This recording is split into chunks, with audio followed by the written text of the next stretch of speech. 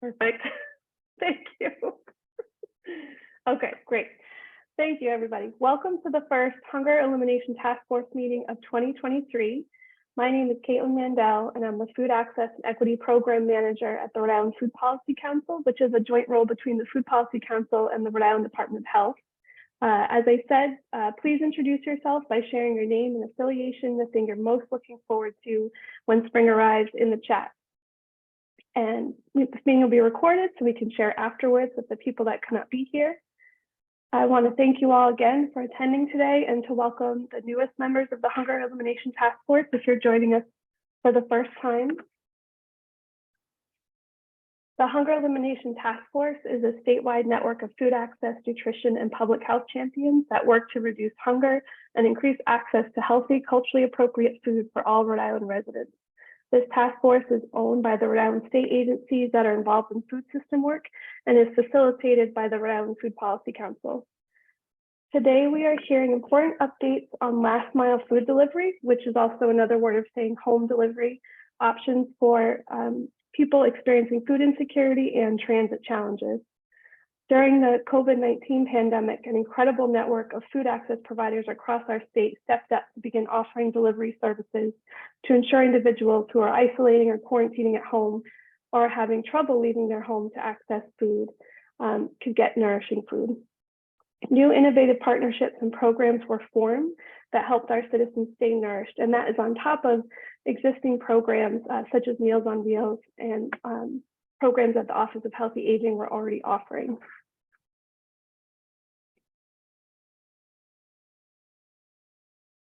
So in 2021, 40 supplemental food delivery providers were surveyed by the Rhode Island Food Policy Council, and results show that 36 of them launched due to the COVID-19 restrictions, in addition to, as I said, the existing organizations that were already providing significant amounts of home delivery in our state. Now, many of these newer programs that provided critical services to transit challenged people are running out of funding as state and federal COVID supports expire. But this topic of delivery, the necessary infrastructure, funding, roles, responsibilities has been a key topic for this network the past 3 years. It comes up all the time. So today we're so excited to hear from 3 programs that launched during the pandemic and open a discussion with you all to hear your opinions and experiences with delivery as we all try to understand the best way forward. So now I'm so pleased to introduce Randy Belhumer, the Program Administrator at Rhode Island Department of Health, to officially start our meeting and share some announcements. Thanks, Caitlin. Can you hear me? Yep, perfect. Okay. First of all, I want to say happy 1-year anniversary that you've been with the Food Policy Council and in this role for 1 year. So everybody help me in saying happy anniversary to Caitlin. Thank you. You're very welcome. Thank you for all of your hard work. As Caitlin said, welcome. I'm glad to have you all here for the 2023 first of 4 quarterly meetings of the Hunger Elimination Task Force. As Caitlin said, my name is Randy Belhumer. I work at the Department of Health within the Healthy Eating and Active Living program, formerly the PAN program, or Physical Activity and Nutrition program. We are in a rebuilding process right now, as many of you are aware, to bring this very much needed program back into public health. And with that, we're underway with an application to CDC State Physical Activity and Nutrition, or SPAN program. This is the 5-year state funding that supports state health departments and locals with investments to improve nutrition and increase physical activity across Rhode Island. The program provides recipients such as ourselves and some of you with support and flexibility to work on governmental public health systems at both state and local levels to implement evidence-based strategies and to leverage resources from multiple stakeholders and sectors such as ag, transportation, education, commerce, business, housing, just to name a few. And there are many promising programs and practices happening throughout the state. that are already supported through these goals. And we look forward to demonstrating in this application how we can leverage the good work that you're all doing in this application. It's very competitive. There's only 17 awards throughout the country. So we're going to put our best foot forward, and I have a good feeling about it. So wish us luck over the next 4 weeks as we continue to work through the application. And if you have any questions, don't hesitate to reach out. And now we're going to hear from our state's Director of Food Strategy, Julie Stelmasic, who will share updates on our Relish Rhode food strategy. Julie? Thanks, Randy. Hi, everyone. It's so good to be here with you today. I'm so grateful that we have, 50 or 60 people that take time out of their day to join us. So yes, I'm excited to share that this year we'll be updating and renewing our state food strategy. It's a process we're calling Relish Rhode 2.0. And it will really aim to both reflect on the impact of the last 5 years and set goals towards 2030.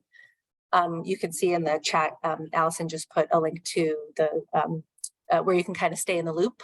The process will be led by myself and leaders from state agency partners at Rhode Island Commerce, DEM, Rhode, EOHHS, and the Rhode Island Food Policy Council. The purpose of the food strategy is, the purpose of a food strategy is really to help us identify common goals, connect partners, and really identify opportunities for collective impact. If you're not familiar with the first food strategy, it was launched in 2017, and it outlined 5 integrated focus areas that were really focused on growing our economy, minimizing food waste, and ensuring food security for all Rhode Islanders. And believe it or not, the Hunger Elimination Task Force was actually an initiative that was born out of that food strategy. So during the process, we'll be asking questions, both looking back at the last 5 years, as well as gaps and opportunities going ahead and looking at 2030. And we'll also be developing a long-term food security plan that will be a complement to this food strategy. And then lastly, I just wanted to mention that I want to bring to your attention that there's a few kind of exciting efforts actually to implement a food donation tax credit in the governor's FY24 budget cycle, as well as support from the General Assembly, which you can see in the chat, some of the bills that have been proposed. If you're not familiar with a food donation tax credit, a lot of states have implemented this, and what it can do is help stack the federal tax credit opportunity at a state level to help more particularly small and mid-sized food producers and food businesses to be incentivized to donate perfectly safe food that might be they might be unable to sell. And so we're really excited to follow this over the year, and the Food Policy Council has been a really great partner in keeping us abreast of the latest updates. And then lastly, I just want to say that in May at the Q2 meeting of HETF of the task force, we'll be inviting all of you to provide your input on the food strategy. We'll be hosting a listening session, particularly with this group. So stay tuned. We really want to hear from you. And I'll turn it back to Caitlin. Thank you. Thank you so much, Julie, and thank you so much, Randy. So we're excited to get to the panel. We just had a couple more updates really briefly. I'm going to try to share my slide again, on my screen again. Okay, thumbs up if you can see a slide. Perfect, okay. So as many of you know, the emergency SNAP allotments that have been in place since March 2020 will expire this month. Starting March 1st, households will only receive their regular monthly issuance on the 1st of the month. Many households will lose at least $95 a month. When combined with the fact that other pandemic-era supports are ending and continued high prices for food and utilities, I think this network's well aware that many Rhode Islanders who are already struggling are in for more hardship. There is a company called Propel that operates an app that has over 5 million households, and they use it to track their EBT balance and their debit card balance. But one thing that's really useful for this network is they have lots of great pulse surveys they do and issue briefs. So this is where this data came from. But this shows how there are other states that stopped issuing these emergency allotments before Rhode Island. And it just shows you the impact that these have, where people started to skip meals when they didn't have those extra allotments. So we know it's an impact, but I thought it was pretty stunning to see it on a graph like this. We did want to mention 2 policy opportunities to support individuals and families impacted by this change. Allie will put some links in the chat. The first is a bill that was introduced last week to the Rhode Island General Assembly. Thank you to Diane for reminding us of this, and it's something else that's covered in the bill tracker. House Bill 5799 was introduced by Representatives Morales, Cruz, Cotter, Geraldo, Stewart, McNamara, Speakman, Henrys, and Tansey. And this bill would replace the $95 a month payment for SNAP recipients lost. So please review and support this legislation. It would help continue this much needed support for Rhode Island families who are participating in SNAP. And finally, the federal farm bill will be reauthorized this year, and the nutrition title is expected to comprise 84% of total farm bill spending, mostly for the Supplemental Nutrition Assistance Program. The Rhode Island Food Policy Council has created a list of farm bill activity priorities. Allie will share that link in the chat. And we invite you to share these priorities with your own organizations and help support this advocacy work to support and expand SNAP's critical role in our country. And now I'm very excited to bring us to our panel discussion about accessible solutions to solving last mile food delivery for transit challenged Rhode Islanders. I am so grateful and pleased to introduce the Rhode Island Food Policy Council President, Diane Lynch, who will lead the panel discussion, and just wanted to thank her for all of her thought leadership she provided as we put together this agenda on this very complex topic, as well as Randy and Julie and the panelists themselves. So we're excited to get into it. So take it away, Diane. Thank you. Thanks, Caitlin. We have a really good group of panelists today. All 4 of them are active on the street, running some kind of delivery program for transit challenged Rhode Islanders, and they have lots of good experience. And this is the best kind of panel discussion we can hear directly from people who really know what's going on. So I'm going to do a really quick introduction of them, and then ask each one of them to take 5 to 6 minutes to brief us all on what their operations are like and where they see what they're doing going in the future. So the 4 are, we have the 2 co-directors from Cartwheel, Rhode Island, Evan McManamy and Mariana Roa Oliva. And they are both running this, I think, since before COVID, but they've really expanded since COVID. Evan is also a licensed clinical social worker. He does that part-time. We also have Jared LaFond from the Be Safe program manager at the Family Services of Rhode Island. That is a program that has been running for about 2 years. I think it might have just recently stopped, but Jared will brief us on that. But they were delivering thousands of packages of food and personal protective equipment to residents throughout Rhode Island. And then we also have Caitlin Gillis, and she is with DoorDash, and DoorDash has a specific initiative called Project Dash that is working on delivering emergency food, and she is the director of strategy and operations for that. So all 4 of them are working right now in Rhode Island on delivering food. So with that, I'm going to start with Evan and Mariana and ask them to take over the screen. They might have some slides. We will have plenty of time after each presentation for Q&A. And I also think that we have some folks in the audience who can give us updates on what's going on in their organizations as well. So hopefully this will be a little bit interactive after all the panelists have presented. So Evan, Mariana, take it away. Certainly. All right. Thank you so much for having us. I'm going to share the screen. Give me a thumbs up if you can see it. Cool. So it is 2:17 right now. We have 5 to 6 minutes. So we're going to give a brief introduction to Cartwheel. Here's our agenda. We're going to talk a little bit about food insecurity in Rhode Island. We're going to do some broad strokes of our organization. And then we're going to talk about our 2 separate delivery programs, Fresco, which is through Farm Fresh Rhode Island, local produce, and then food pantry delivery.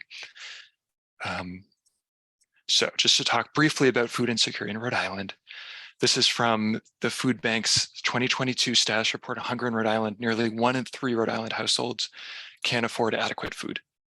And then from the SNAP delivery pilot that Cartwheel did with the Food Policy Council, part of that report was there's a time urgent need for a statewide network of food ordering delivery systems for homebound residents that allows SNAP participants to shop using their EBT cards. I'm going to pass it off to Mariana. Yeah, so just to tell you a little bit about Cartwheel, we are a nonprofit, 501. We're also a worker cooperative, and providing free home delivery for, of locally grown fruits and vegetables, the Fresco program. For that program, we are able to accept SNAP food stamps, and also we operate on a pay what you can contribution model. We also run a widely used food pantry home delivery program supported by the Rhode Island Community Food Bank. And very important to us, we pay worker members a living wage. Some of the technology that we use, the putting in an order online, either for the food pantry or from Fresco, is very simple. It's a Google form. It is a bilingual site. And we have also been able to offer phone ordering. Is set up both for people who want to order from Fresco and from the food pantry. The item list is curated and updated continuously because it is all seasonal product for Fresco, for the Fresco program.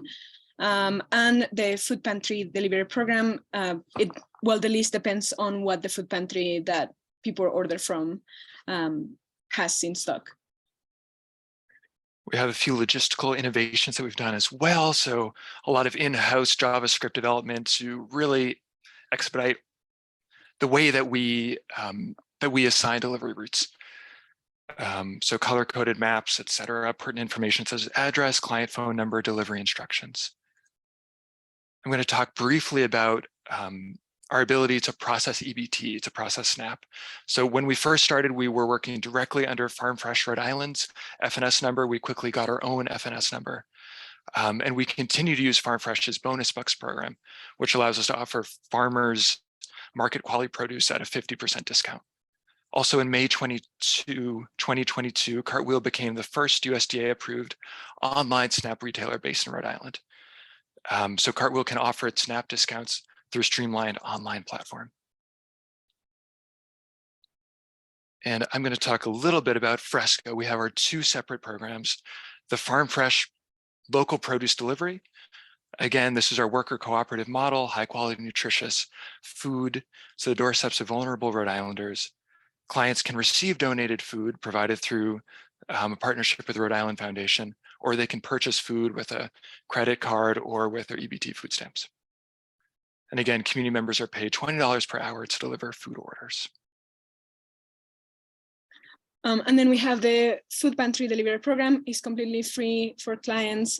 We work with food pantries throughout the state of Rhode Island, including Central Falls, Progreso Latino, Onlyville Food Center, West End Community Center, Connecting for Children and Family in Woonsocket, and the East Bay Food Pantry in Bristol. To give you an idea of the numbers, in 2022, Cartwheel completed 3,556 food pantry deliveries and served 5,808 unique individuals. Many of these individuals receive weekly food pantry deliveries. And yeah, just to make the data a little more clear here, you can get an idea of both the zip codes that we serve and also household size for people who receive food pantry deliveries. So yeah, maybe we can talk more about numbers because that's in addition to people who receive deliveries from Fresco. This is only food pantry numbers, but we know this was the focus of today. But yeah, we are very happy to talk about any of these issues in more detail. Thank you so much. Very glad to be here. Thank you both. We will circle back because we want to talk to both of you and hear what you think about what's going on in the next 1 to 3 years, what your plans are. But I just have a quick question before we move on.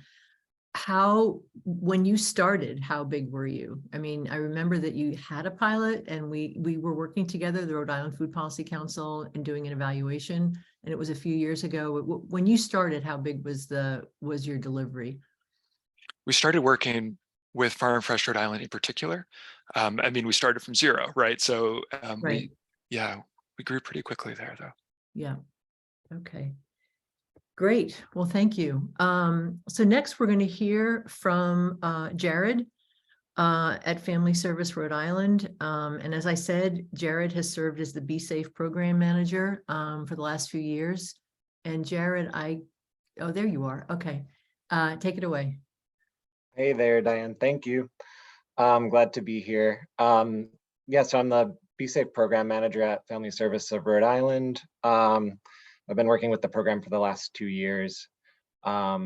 Be Safe started in February 2020 when Family Service was trying to get some of their clients PPE and COVID safety supplies as everybody kind of went into lockdown, and that took off pretty quick and started including food shortly after that.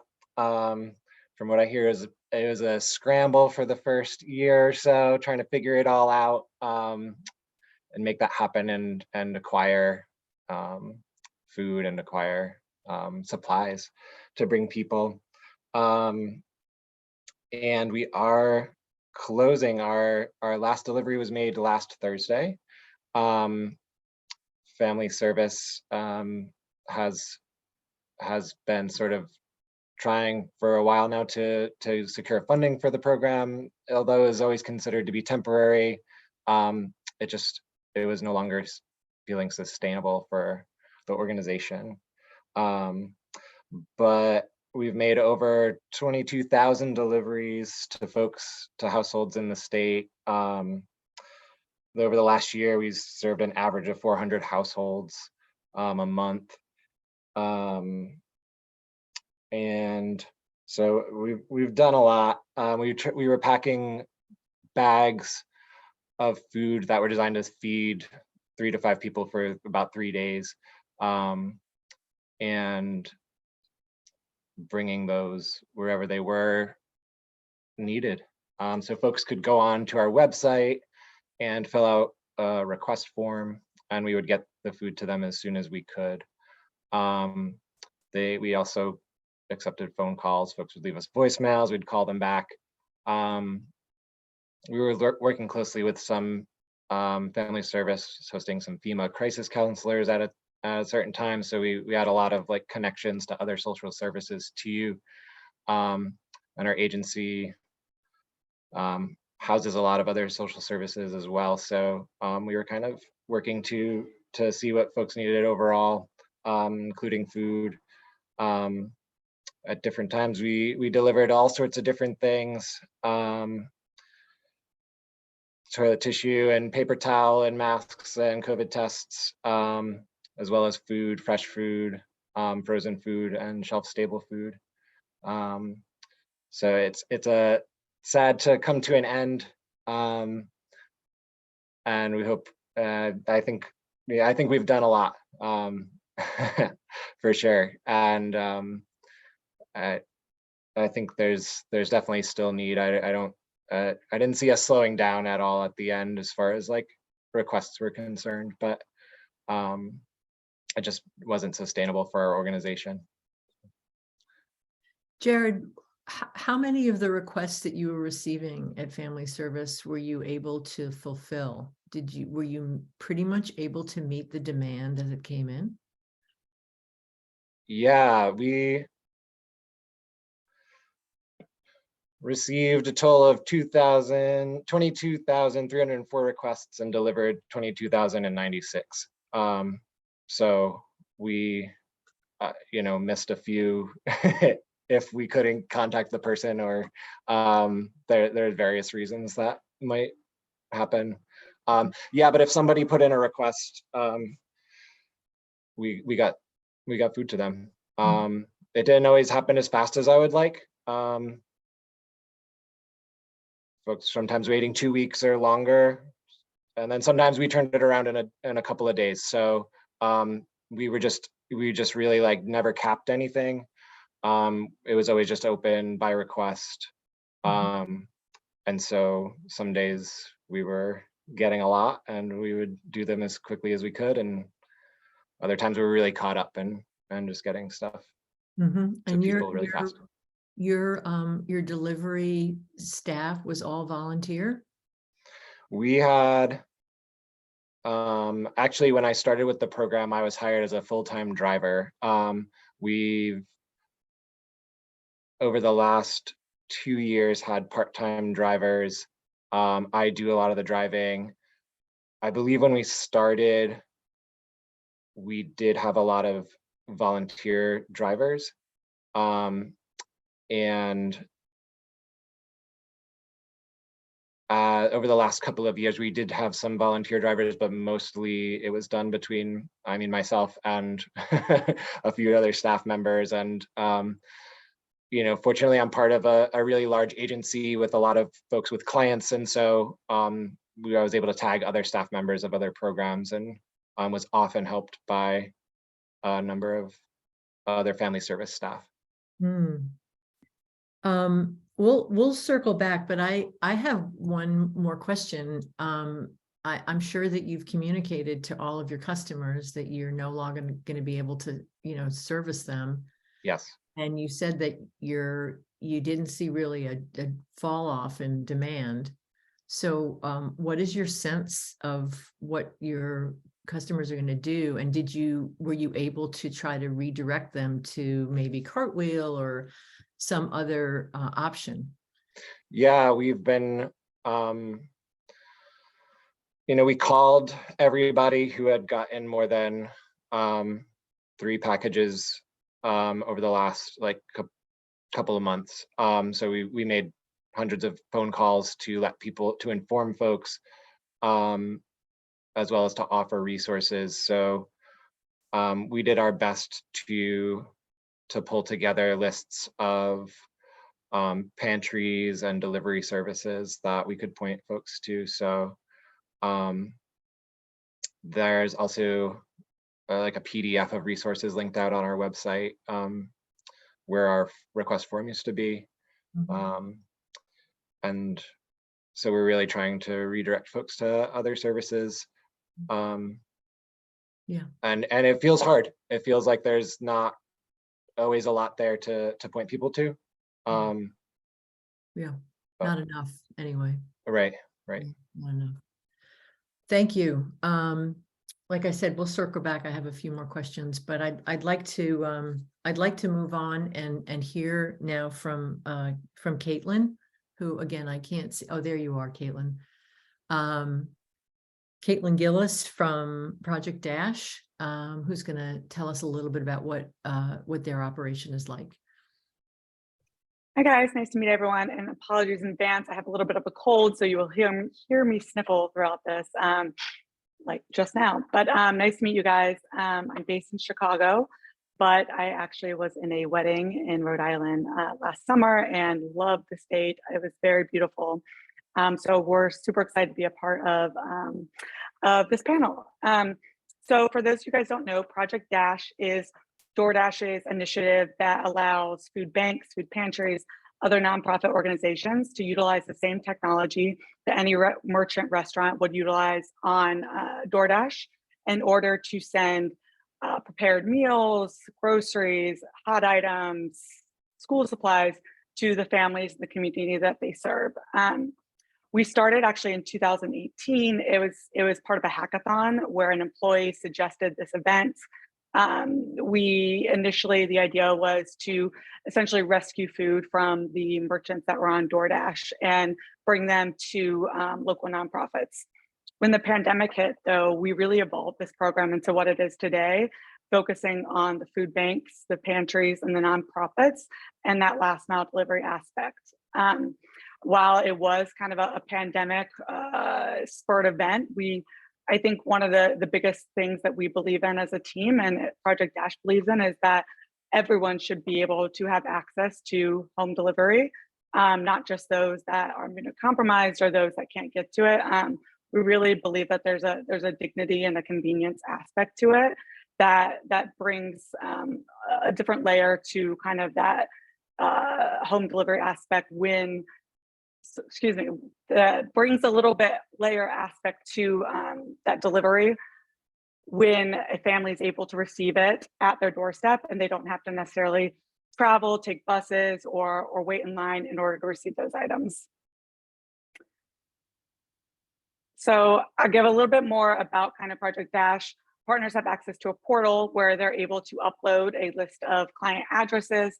This is completely their data. DoorDash does not store or take any of the client data that they upload. Our system then utilizes the same technology that it uses to route other Dashers for their food delivery and assigns Dashers to pick up to 10 items for that food pantry.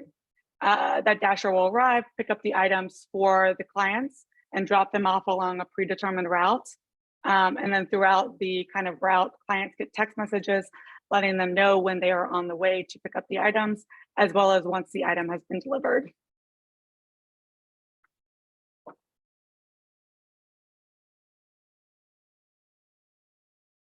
Okay, great. So Caitlin, is this integrated with the other deliveries? So is a Dasher delivering some stuff for somebody who is buying something from a restaurant and on the same route also dropping off emergency or supplemental food, or is it a completely separate operation? Yeah, great question. So while the same Dashers that are picking up the Chipotle, the McDonald's are the ones that are dashing for Project Dash deliveries, there would never be an instance where they would pick up items from a food bank and then go to a restaurant. Items have to be picked up from the food bank and pantry and completed their delivery before they can make any other deliveries. Okay, all right. So it's not all merged into one delivery route. It's separated. Correct. But it could be the Correct, same but person, same day. Yep. So for example, say a pantry wanted to deliver 100 items to 100 different households. What would happen in that instance is we would send 10 Dashers there. Each Dasher would pick up for 10 families. They would be predetermined route that gives them the most efficient route, and that they would be able to drop off those families in the different parts of the community. Got it. And are the Dashers making the same revenue when they do these deliveries as they do for sort of restaurant deliveries? Yep, absolutely. So we pay Dashers. DoorDash does the same way they would be for any other deliveries. And what's nice about these deliveries is because we batch these orders and Dashers are picking up to 10 deliveries, they get paid for each delivery they're picking up and delivering, and they're able to make those 10 stops in often less than an hour. And so again, they're usually, if you have restaurant orders, you're not going to be able to go from restaurant to consumer 10 times. And so these are some of the most highly accepted and highly efficient deliveries that are on the DoorDash platform. So a Dasher is going to want to do this if it's in the area that they want to be in. So how much volume is now being delivered this way in Rhode Island or in Southern New England? So in Rhode Island, we only have a couple food recovery partners that are currently using Project Dash, but we are looking to expand and bring this service. We do have more in the New England, kind of Boston area as well. And actually to date, we currently work with, I believe, 250 nonprofit organizations, and we just hit our 4 millionth delivery through Project Dash a couple months ago. So we're very proud. It equates to around 60 million meals that we've been able to deliver for nonprofits since our launch in 2018.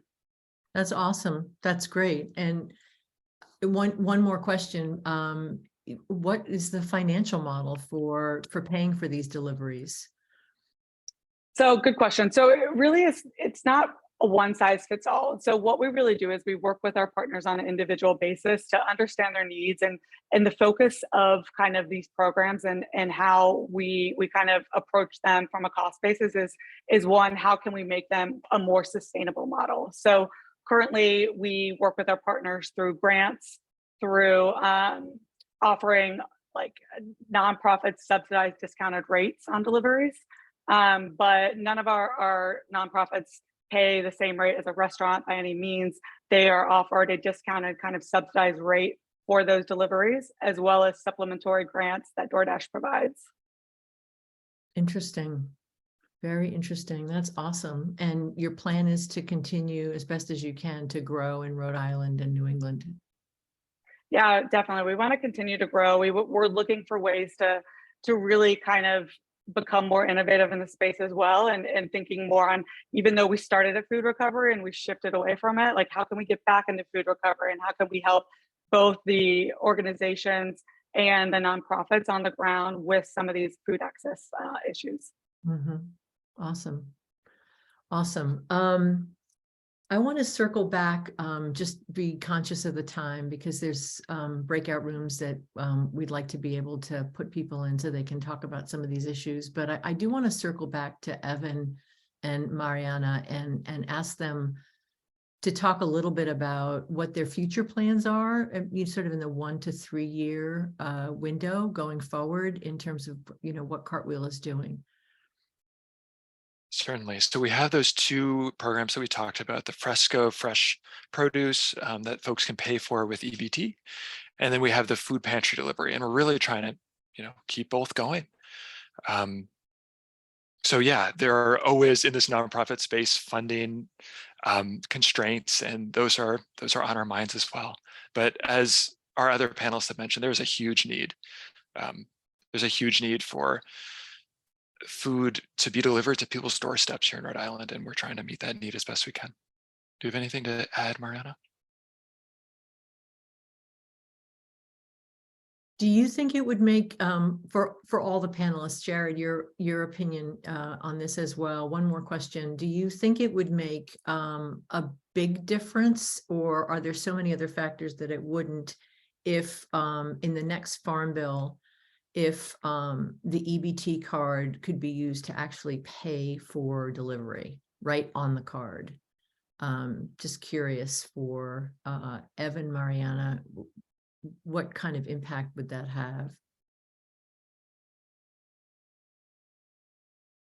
Yeah, I will say it's hugely important that people can pay with SNAP for items that get delivered to their home. And also that, because currently, for example, in Rhode Island, people can pay with SNAP only from like supermarkets, but so that really limits the kinds of foods that they can get.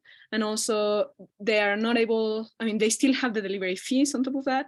I don't know if I will advocate for being able to pay delivery fees with SNAP. I feel like that's a whole different issue. But there's a need for having delivery be free and having food be nutritious and also culturally relevant, and having basically more options so that it is possible to pay online for whatever people want. Yeah, that is really a problem if the SNAP EBT card includes the delivery fee and the customer has to make a trade-off between paying for the delivery and paying for food. That's a real problem.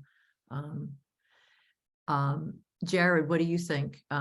We're very focused on the Farm Bill and what the recommendations could be that would help, defray delivery costs for customers, for SNAP customers, and it's not really clear. I think having that option sounds great. I know so many people are kind of scrambling to get enough food with the SNAP benefits that they already have. So yeah, I think like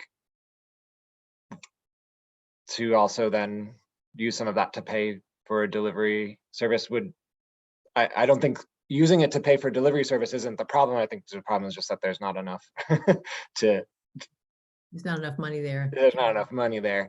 But I think it would be great if there was a way for that to support somebody's means to get it through delivery. Absolutely. Caitlin, any thoughts on having the recipient pay for this using any kind of EBT card or a SNAP or is that something that would be of interest or you think would make a difference?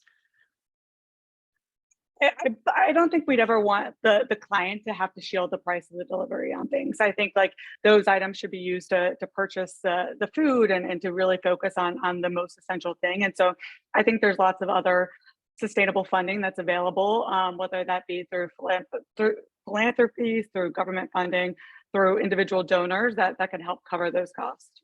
Mhm. Interesting. Thank you. Thank you all for sharing your time and telling us about what you're doing or what you have been doing or what you plan on doing. I just wanted to open this up. I can't see the chat particularly well because of the way my screen is, but Caitlin, if there's anything in the chat, if there's anyone in the chat who wants to share at this point before we go to breakout rooms, can you just ID them? Of course. Yes, we do have some comments and questions, and some of the panelists are answering them in the chat. So thank you for doing that. Randy asked about Project Dash, that Project Dash was referenced in the White House Conference on Hunger and Nutrition. Caitlin Gillis, do you mind speaking to that at all? I know it was part of the community commitment that came out as part of the strategy. Yeah, absolutely. So we are part of the White House Conference. We are partnering with 18 cities and their mayors to really help understand what we can do to fight hunger in those cities. And so through that, it's a combination of community credits as well as Project Dash. And so a few of the cities had existing Project Dash partners already in those areas. So for example, Baltimore, we work really closely with a nonprofit called For My City that does about 1,000 deliveries every 2 days to the individuals in their community. And they always send us videos of the clients saying how grateful they are. And even more importantly for us is sending us videos of the Dashers. Dashers are truly lined out waiting to get these orders from For My City. So it's awesome to see. But we are continuing to work with the mayor. I was actually just in Riverside, California, a couple months ago, where we launched our first city partnership, where the city is actively sharing the news about Project Dash and actively onboarding other nonprofit organizations that can continue to fight hunger. Thank you so much. And so I know we have a few other amazing organizations that offer delivery in some way or the other in the audience. So if you wanted to raise your hand, I'll call on you. While we're waiting for that, I did want to call out Brady's comment in the chat. He'd be interested in whether there's any data available on the kinds of barriers delivery recipients are facing in shifting to in-person shopping at pantries or markets.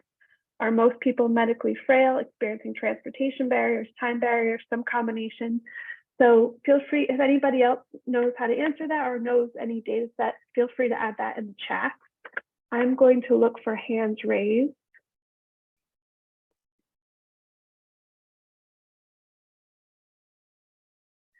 Are there any organizations represented in the audience that do want to talk about their own delivery services or what they've been seeing on the ground?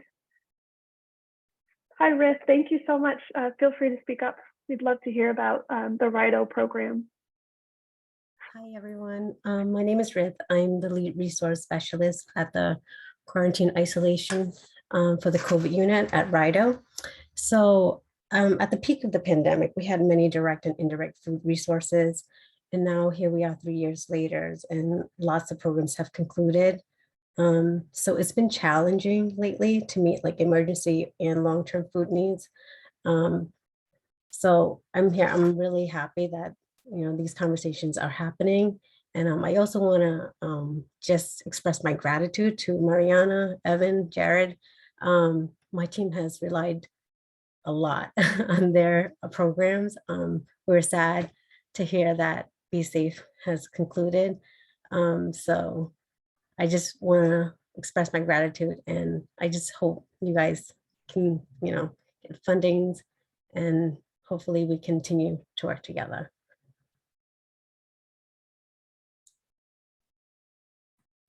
Thank you so much, Riz. We really appreciate it. And thank you to the Rhode Quarantine Isolation Unit, who's done an incredible job. For those who didn't know the context of that program, anytime any person in Rhode Island tested positive for COVID through the state portal, and it was logged in the state portal, their unit would call that individual and do a food security screening. And when they needed food because they were quarantining, they would send them food and figured out how to do that. And that program's been running for at least 2 years now. And I know at one point they were working with health equity zones to put together culturally connected food item boxes for people, which is another awesome lesson that we can hopefully capture someday to figure out how you all did that. So I see a hand up with Rachel Newman Green.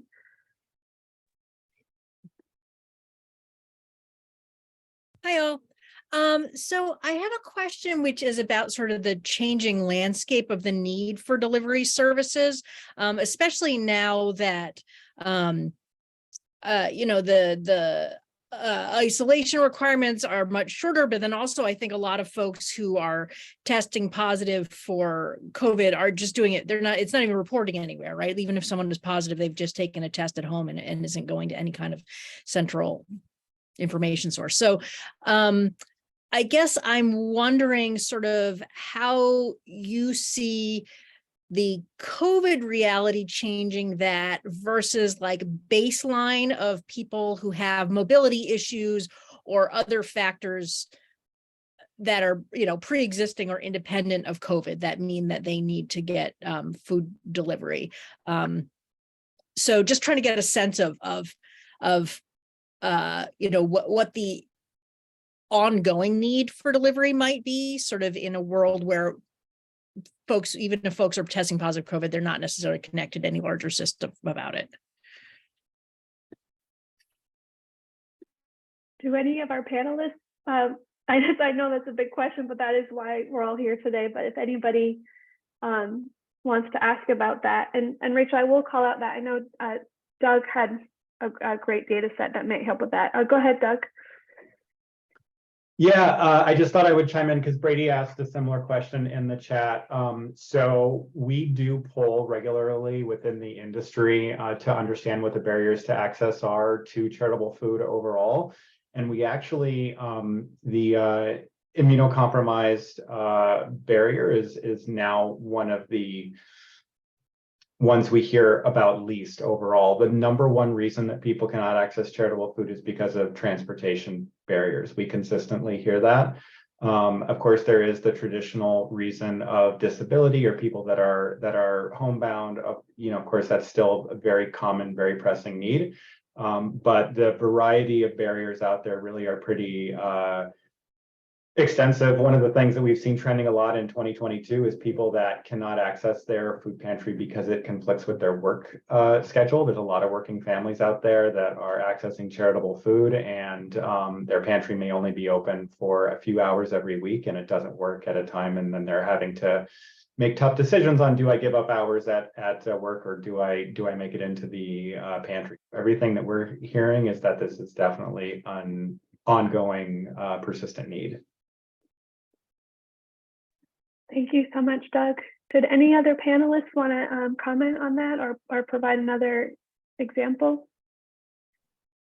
Hi, I'm Kyle Penrod from Age Friendly Rhode Island. And so kind of apropos to Doug's point, right, transportation being such a significant need, we see that in our work. And so we're pretty much mobilized around different domains of healthy aging, transportation being one, access to affordable nutrition, high quality and affordable nutrition is one. We look at housing, but I wanted to talk a little bit today about a pretty exciting pilot for a kind of a transportation project that is ongoing.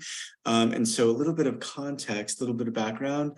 In spring of last year, we received a planning grant from the NADIC, and they're the National Aging and Disability Transportation Center.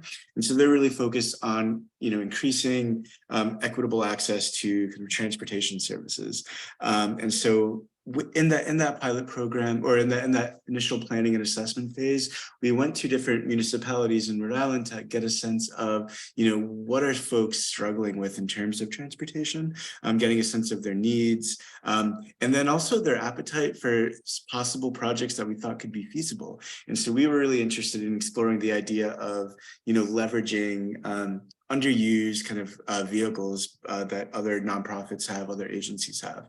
And so towards the end of that phasing process, we had narrowed it down to a specific kind of geographical area of focus, and also a willing partner to provide us sole use of a vehicle that we could leverage. And so we got a secondary grant from the National Aging and Disability Transportation Center to actually effectuate this pilot program that we had planned.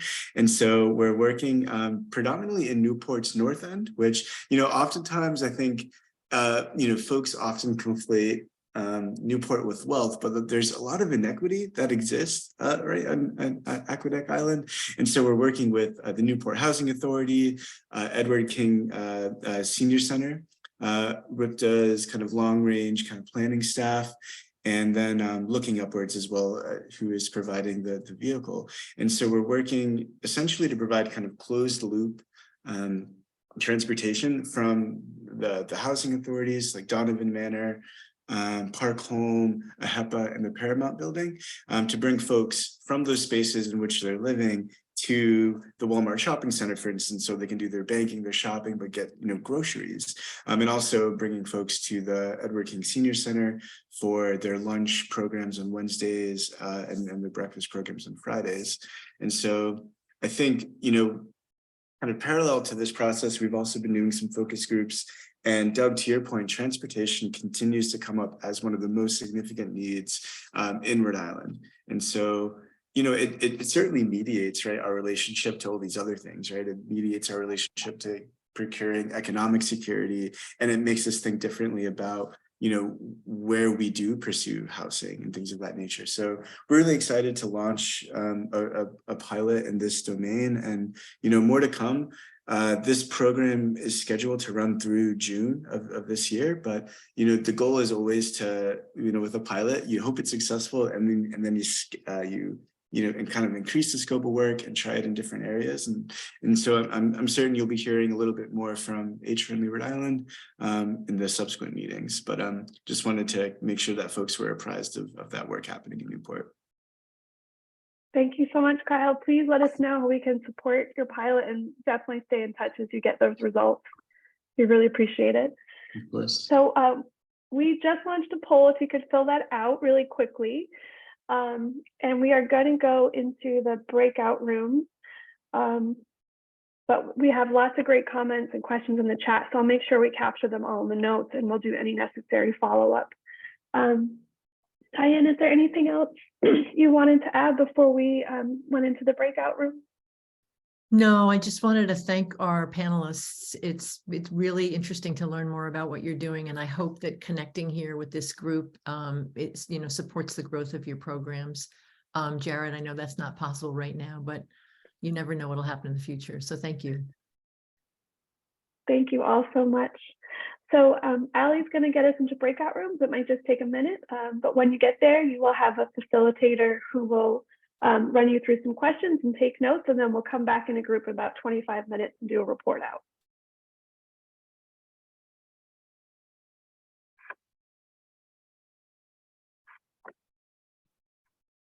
Welcome back, everybody. Thank you so much. Thank you, Allie, for getting all the breakout rooms all set and getting everybody back here.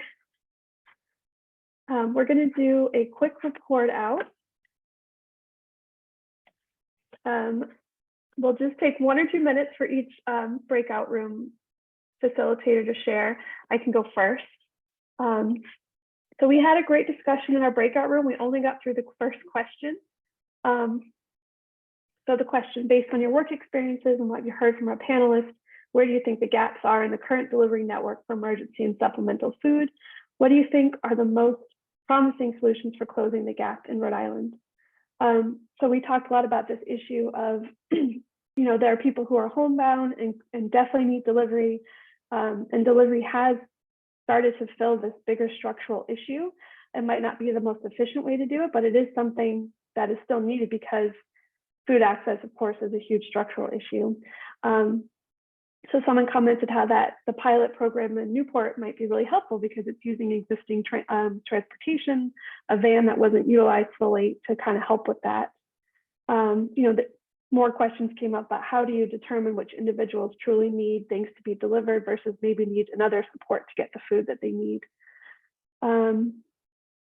they talked a lot, and this comes up a lot in all the other HETF meetings, about the experience at food pantries, making it welcoming, inviting, providing culturally connected food, and welcoming customer service, and how, just overall messaging in the state needs to be improved.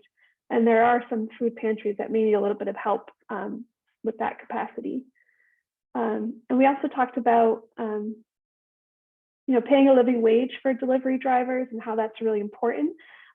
They are stepping in and providing a service for our community. When it's done with care, it really, kind of replaces a family member or a friend. And those people in the care community definitely deserve to be paid a living wage too. We also talked about how what's a living wage for one person may not be a living wage for somebody else, and just being sensitive about that. And I should go, it's only a minute, but Diane, would you like to go next? Sure. We talked mostly about what the solutions are going forward. And I would say there were a few themes. One was technology. So the fact that technology can really help make food delivery efficient, that technology could be a way of getting a better link between supply and demand, especially if you're trying to get local food to people who would like it. And so we talked a lot about that, but we also talked about the limitations of technology when it comes to the user interface, whether it's with somebody who's not comfortable using an online platform or a phone, or staff in a food pantry that can't use a platform efficiently, or so it's this two-edged sword that we really need to leverage technology. And that's one of the beautiful things about what Project Dash does, is they have this amazing routing technology, which is their business, and they can really use that. But there's also this limitation in terms of the user interface, and that's really important. And then another theme that we talked about was how the solutions really have to be local. And maybe no one in the group used this, but I will use the word hyper-local. So there's local restaurants, there's local gleaning operations, and just, how do we connect all the local resources? And that one of the lessons from COVID was that connecting those local resources is really powerful when the bigger supply chain is not working that well. And then I guess one other theme was that there's still a population of people that are falling through the cracks. We don't know who they are. They're not affiliated with the service. There's still people that are not showing up, and they're not learning about what services are available. So there's still a communication need on, both ways. That's probably the main themes. It was a bunch of other stuff, but I'll leave it off for now. Thank you so much, Diane. That came up in our discussion too, about technology, and a few people in the breakout room had a really fascinating comment about how since the pandemic, the way they communicate is way more segmented than before the pandemic. And I believe Rachel Newman Green said that she learned that communication departments all over the country are dealing with this. It's definitely, people, the way that we get our information is definitely different than it was before the pandemic. So thank you so much. Max, would you like to share next? Yeah, thanks, Caitlin. So my group, we sort of talked through all the questions. We identified sort of 3 current gaps that were really prominent in the organizations and communities that they were serving. So one is, generally, as we've been talking about, really focusing on older populations and making sure they can get access to these services because they're not using technology as much as some of the other populations that would be accessing these services. So being cognizant of that, as well as for folks who are English as second language learners, and being cognizant of trying to offer more translation, as well as just generally working on getting the word out on these services, since unless you're already connected, you might not know they exist. Solutions, one that we kept coming back to was really trying to boost statewide coordination of delivery. Folks in my group really felt like that was one way that we could get more of these services sort of coordinated in a way that would maximize their efficiency and their impact. And also the other big solution that we focused a lot on was finding ways to maximize the big partnerships, like the partnership with DoorDash right now, and finding ways to really connect with those organizations and continue to leverage those possibilities. And those were sort of our key takeaways. Great, thank you so much. So we just have 2 more minutes, so I'm going to finish up really quickly with our other 3 facilitators. But for everybody else, if you could just put your most important takeaway from today in the chat, or even something you want to learn more about in a future meeting. And our next meeting is May 2nd. But now I'll ask Jolene, do you have anything to add that your group discussed that was kind of different from what the other facilitators had? Yeah, definitely. My group, we had a lot of similarities of the previous groups that were mentioned. And because of time, I'll just say one thing that was different. We went through all the questions, but for the second question about what is the most important thing we need to get done in Rhode Island, and someone mentioned nutrition counseling, because like food is medicine. I really like that phrase of what she said. So just really like doing food nutrition, finding the best ways to the best choices that people can make for that, the food like that they have that are limited for them. And it's moving away from like food boxes to more whole food. And given that Rhode Island's a small state, it was mentioned that we should have a more cohesive partnership and really tapping into the resources that are already established in Rhode Island. So I think that's really important as well. Awesome, thank you so much, Jolene. Randy, did your group have anything to add to this discussion?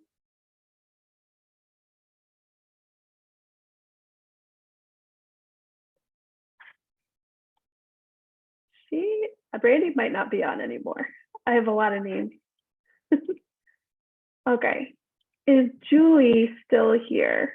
Oh, wait, Julie, do you want to add? Did your group have any additions? Yeah, just I'll say 2 quick ones. So one came up that some of the federally funded programs, I think, as we all know, like WIC and SNAP, are heavily regulated and they limit the use of funds for food.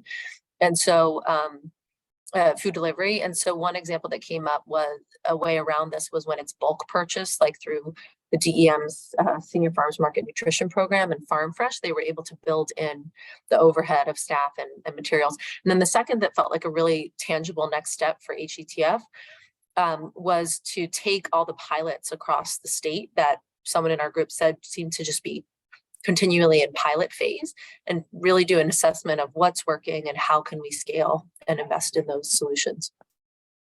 Great, thank you so much. Well, thank you all so much for joining us and helping us work through this really complicated but important issue. It's been incredible to hear everybody's perspective. And thank you to the Food Policy Council staff and our panel facilitator, Diane Lynch, and our breakout room facilitators. We really appreciate all your support with this meeting. And we will see you all in May, and we'll follow up within a month with all the information and the poll results and the breakout room notes. But just reach out anytime you have any questions or anything. All right, have a good rest of your week. Thank you. Thank you. Thank you. Thank you, everybody. Thank you.